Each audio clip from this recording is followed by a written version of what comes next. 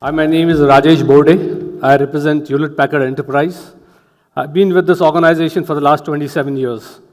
So I'm sure that what I'm going to be talking about is something which was discussed in the panel before me.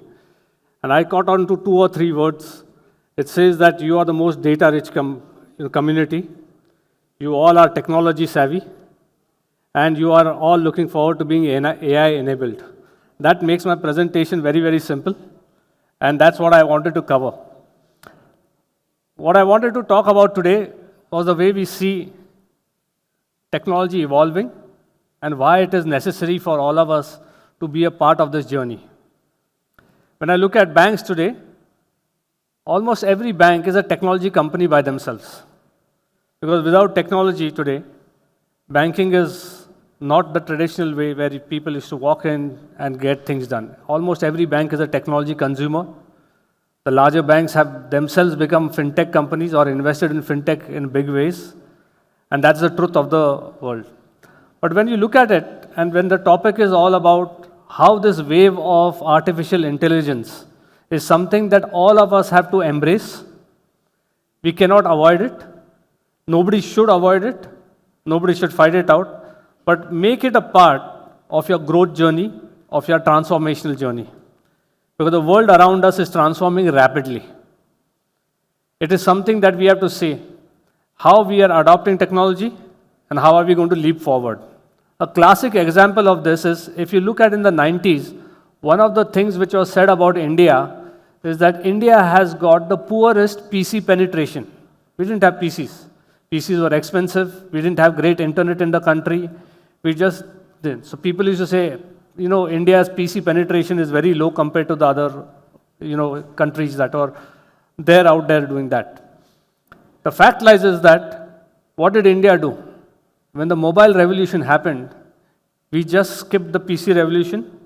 We adopted the mobile revolution. And today we are one of the largest companies in terms of per capita usage of mobile phones, applications, and the use of technology.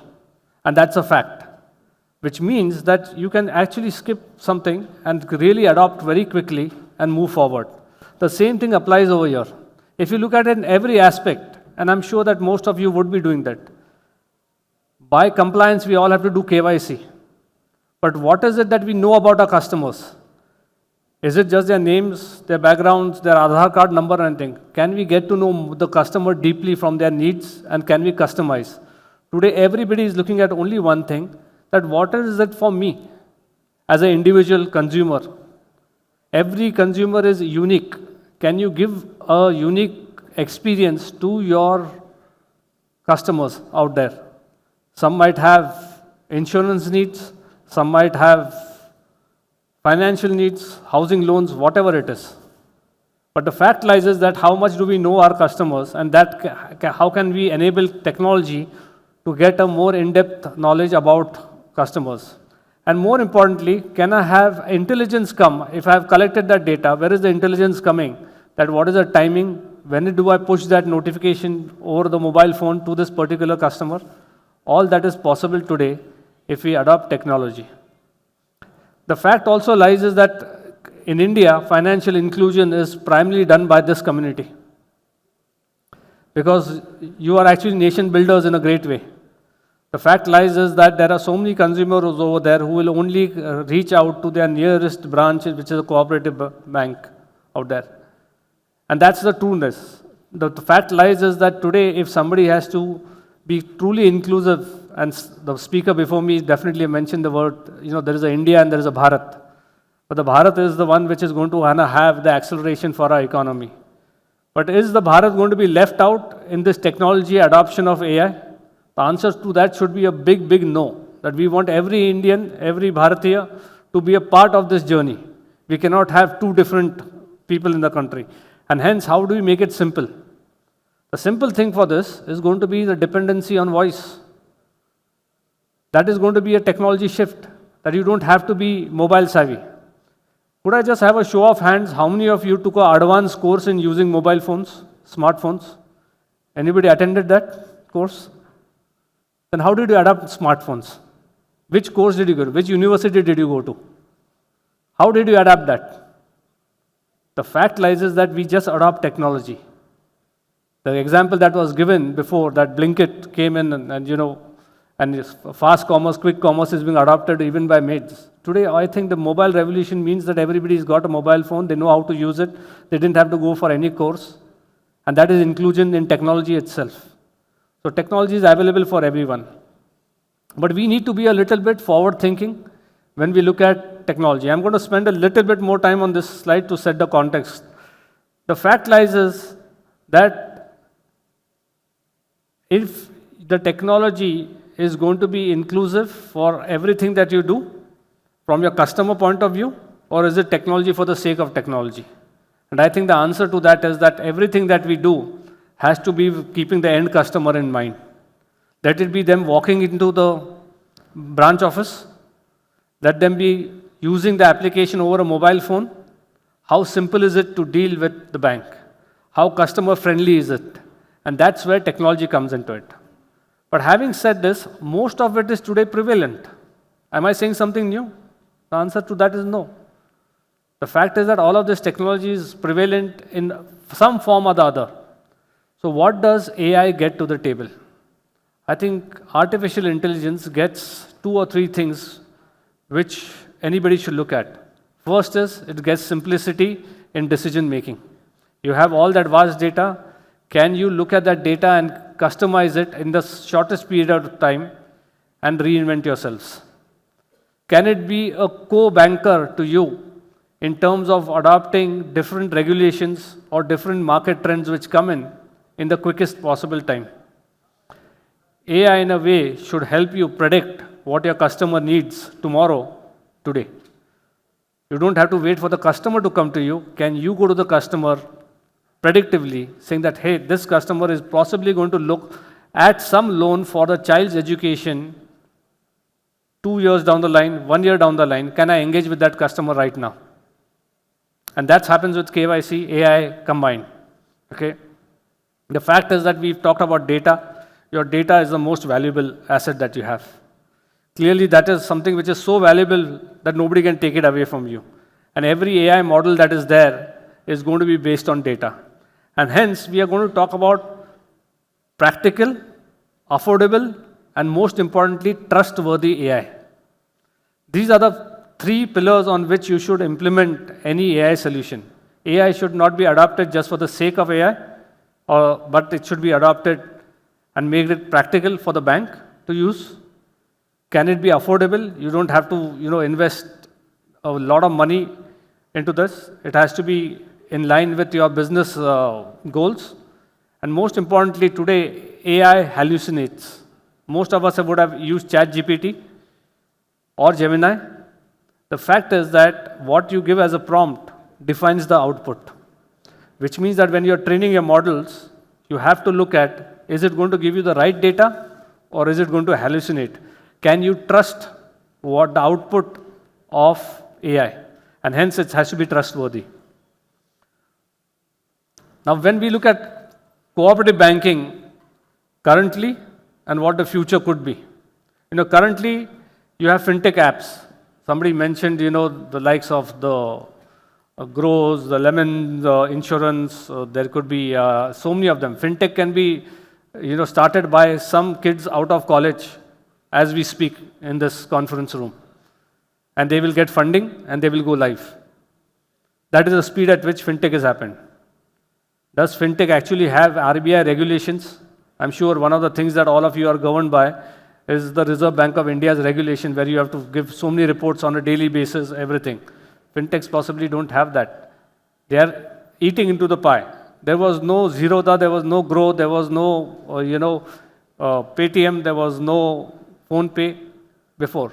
All of them have become competitors all of a sudden. Okay? Over a period of time, last 10 years, this is a revolution.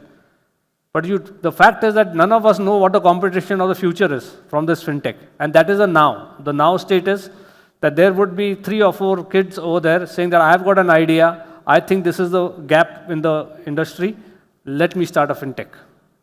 And that is the truth. But when we look at it, what is it moving to the future? The future is going to be voice-enabled video. We are already using face recognition. We open our apps looking at our face, we just smile at the phone and the app is open. But I think voice is going to be the biggest game changer in the marketplace. Because a lot of people are not tech savvy. They are not comfortable using those buttons, going through the browser and doing things. But they are very comfortable talking to the phone.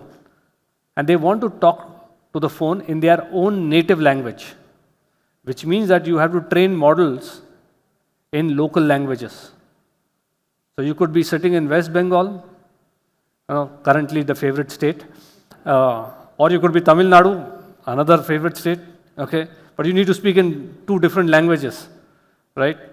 Somebody in Tamil Nadu is going to be talking in Tamil, and somebody in West Bengal is going to be talking in Bengali. And can you make sure that that is ready? So voice is the future, and are you ready for voice? If you look at your demographic of your customers, ask yourself, are my customers truly tech savvy, who can go through a website, browse it, do net banking and everything, what we see with the larger banks? Or are they somebody who's comfortable, ki Babuji, mera na balance kitna hai? And just imagine it speaks back to him. And that is the future. Okay? Advisory. The fact is that AI can help you, as I mentioned earlier, that can we give the right advice at the right time to our customers? And that comes via your KYCs. If I know that this person has got 2 children at so-and-so age, okay, and possibly they are going to require certain educational loan, can I make it available? Or this person is into agriculture, possibly this is a typical state, I link that data to whatever the patterns of weather are saying and say that, hey, possibly you have to take insurance for your crop because the weather predictions are so-and-so. Can that happen through AI? The answer is yes. And hence you should look at it. The most important thing is credit in minutes. It's happening today. I think one of the NBFC has cracked that code for the last few years. You walk in, you look at the showroom, and they said that, can I give you a 0 down payment? How are they doing it? They linked it to only the CIBIL score of the person. It's all technology adoption. Today they claim to have done more than 1 million insurances through bots. So that is the way technology can be adopted. And that is the current future that we see. But most importantly is the tagline. If you are planning for the future, ask yourself, who are your future customers? Those future customers are currently studying in some school or some college who have not even joined the workforce. But you know what these people are going to be? Those people are going to be tech savvy. Their expectations from their bank is going to be more. They will be very friendly with a mobile phone or using technology because that's their exposure. So if you're looking at your customers of the future, you need to plan today. Is the bank getting ready for the future? So if the investment has to be made for the future, you keep in mind who your customers are going to be. They're not going to be your old customers. Your old customers will possibly want to still walk into the branch. So you need to make your branch different. Okay? But the fact is that if you're looking at future customers, those future customers are all mobile savvy, tech savvy, internet savvy, consuming technology as we speak. Now a bit, because we sponsored a bit of this event, I need to speak about my company. Okay. So how is HPE, Hewlett Packard Enterprise, helping banks? Okay. Typically, if you look at the largest bank, you look at the largest insurance company, you look at the largest private bank, you name banking as a vertical from the largest side of it, we have been present for a long time. When we were one company, we used to also implement core banking. So we have done core banking implementations in our erstwhile avatar for a lot of banks. But that legacy of understanding the mission criticality of always on, because today bank is not a 9-to-5 job. It is a 24/7 availability. It is not something that you can say that branch band hai, aap kal aana. No, your branch is always on. Your bank is always on. There is no holiday for a bank today. Physical presence in a bank is one part of it, but today no bank is on a holiday. I can deal with a bank on a Sunday. I can deal it at night, morning, early morning, anytime. The bank is always on.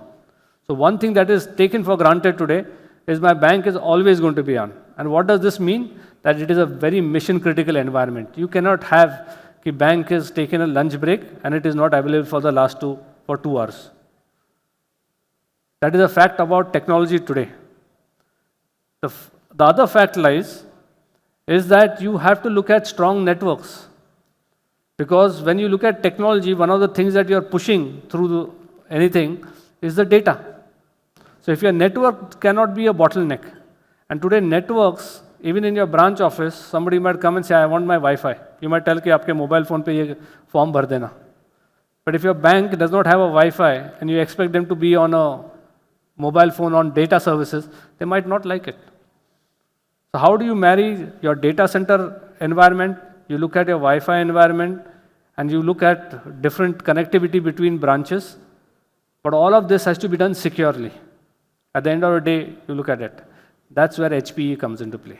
So let it be mission critical environments where today, as we speak in India, many large banks, the largest, and you know who the largest in the country is, uses us for the last 20 years. Ever since they started core banking, they have only been on the HPE platform. If you look at their largest data center, that has got HPE networking. If you look at managing over 500,000, that is 5 lakh endpoints from an IP standpoint securely, that has been done through HPE. That is what we get to the table. So we have a pedigree, we understand banking, we understand how it is mission critical, but it is not just a data center, we understand your networks, and most importantly, we also offer advisory services for transformation. We are doing great projects today with the likes of RBI. All of us have Aadhaar. Anybody without Aadhaar over here? I'm glad. Okay. The fact is that today the largest population biometric this thing is supported and run by HPE. And that is what, if you get that authentication in seconds, you can understand that there is a technology behind it. We all are consumers of technology, so we take technology for granted. But do we understand that when you go into an ATM and you swipe that card, how much time do you spend in front of that ATM? Possibly 3 minutes from totally entering the branch, coming out with the money, maximum. But when you put that card, put the pin, money comes out. Now, is that ATM intelligent or there is a back-end system? How does real-time, updation of your savings account debit happen at that moment? But you take out money, something is debited, and it happens in seconds. Have you paused and thought, okay, what is the technology behind this? What is the authentication? That technology behind ATMs, which does that in seconds, is HPE through our non-stop technology. So you might not see us in the forefront, but we are making the engines of banking run.